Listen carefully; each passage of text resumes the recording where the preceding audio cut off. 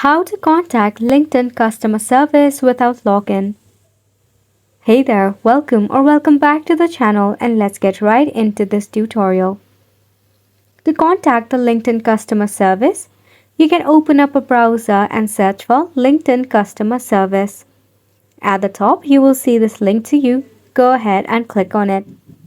So over here, what you can do is you can type in your problem that you are facing in your LinkedIn. It will provide you with necessary solution. You can check on any of the article that you see is useful to you, so you can thoroughly read it out and follow along.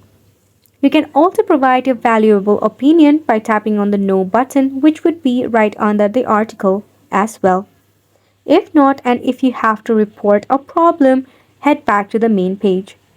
Right here, you will see this option of Report It to Us. You can click on it. You'll be redirected to a new page where you will have some of these options to you. Now you can go ahead and click on these options to report a problem. However, if none of this help, you can tap on the Contact Us button. However, as you can see, you will have to sign in for this. We hope that you found it informative and helpful to you. Thank you so much for tuning in.